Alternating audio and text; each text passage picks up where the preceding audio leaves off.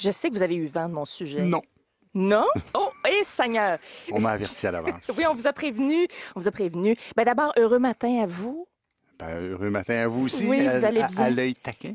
Oui, j'ai l'œil taquin. Je Toujours. taquine parfois. Oui. Ben, je taquine parce qu'après tout, tu sais, il y a un petit air de vacances Ça qui s'en vient, souffle sur nos toupettes. Plus que, 3 semaines avant de passer l'essentiel de vos après-midi dans une conga sans fin, à peaufiner votre marinade de tilapia et à harmoniser les motifs de vos napkins festives aux cacatoès de vos culottes courtes. Le rêve, ça s'en vient. Je pense sans arrêt. Mais d'ici là, à la rigueur, il existe encore un char et une barge de sujets importants à aborder. Et je vous préviens, bon, vous en avez eu vent, ce dont je suis venue vous entretenir ce matin risque de vous faire crisper du mandibule. Je crispe aussi. Oh oui, je crispe. Parce que j'ai appris cette semaine, dans la brève seconde où je me suis retiré la noix d'en dessous de mon galet, qu'on cherche encore à me faire douter, Alain, de la qualité de ma fourche. Chères auditrices et auditeurs, loin de moi l'idée de vous gâcher le muffin anglais ou de faire virer la crème à café par ma rafraîchissante audace, mais que le diable et ses petits sabots de feu l'emportent, la génitalia ne devrait pas être un sujet que l'on murmure dans la gêne et la honte, dans la pénombre du cabanon en brûlant de la sauge.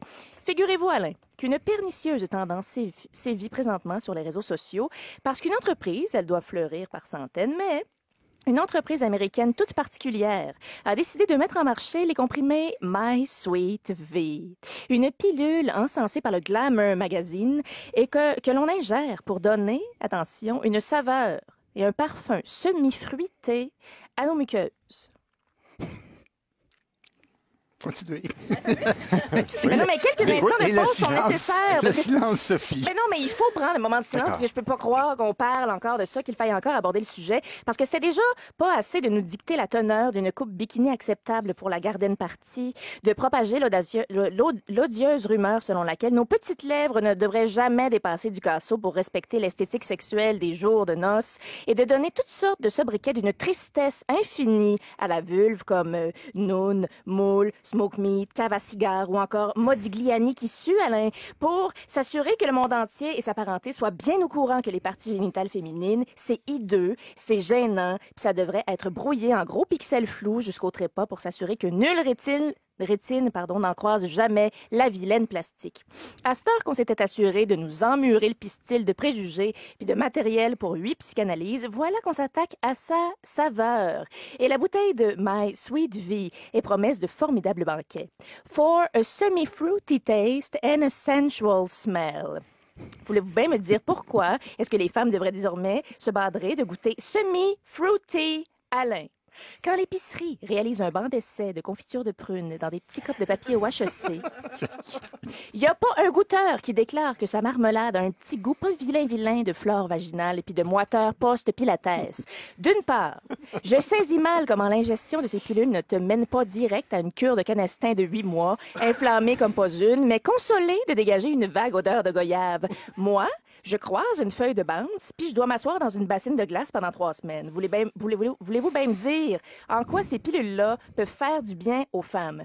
Parce que My Sweet V n'est pas qu'un sujet dont on badinera en buvant une sangrita sur une terrasse à soir. C'est un produit, de plus, qui vient renforcer le fait que nous, les femmes, dégageons une odeur inappropriée. Que le bouquet naturel de notre écureuil ne correspond pas aux fragrances de délicates pivoines, de criques printanières et de voiles de pureté qu'on insuffle déjà à grands coups de batte de baseball aux serviettes sanitaires, lingettes, savon personnel pour le hou-hou et autres produits coucou qu'on nous vend pour engraisser cette absurdité selon laquelle une vulve devrait sentir autre chose qu'une vulve. Messieurs, glisse-t-on en votre public-sac des coupons rabais, des pisses papaye cajun à saupoudrer dans vos Fruit of the Loom pour altérer le parfum de votre bistouquette? Avez-vous déjà ressenti la pression de dégager les effluves de shortcake pour quiconque aura le privilège infini de croiser votre urètre? Non? Je pose la question, j'insiste, parce que des milliers de jeunes filles et de femmes sont encore à ce jour convaincues que leurs parties génitales sont inappropriées et que la nature les a dotées de cette tare qu'elles doivent gérer sur le quotidien pour être valables et ne pas froisser rétine et fosses nasales d'autrui. Laissez de grâce notre vulve tranquille. Elle est parfaite, adéquate nature, qu'importe sa forme, sa couleur ou le point cardinal vers lequel elle retrousse et constitue depuis la nuit des temps le plus formidable des bonnets de naissance de tout être humain qui voit le jour entre deux étriers. Quelle sera donc la prochaine lubie anxiogène? S'attaquera-t-on à son aura, à sa carte du ciel? Sombrera-t-elle dans l'enfer de la drogue après la pause? Parce qu'il m'est difficile de trouver un aspect de sa formidable constitution qu'on n'ait pas encore attaqué à grands coups de marketing de pauvre. Si les effluves et les tanins de la génitalia féminine ne correspondent pas aux critères de melon brodé que t'avais dans le goût, ben pauvre Yarb, file à la Casa Corfou et sustente-toi en silence. Je me sacrerai certainement pas de raisin de Corinthe d'un culotte pour te contenter le foodie. Sur ce, espérance que le sujet est clos. Une excellente matinée à tous.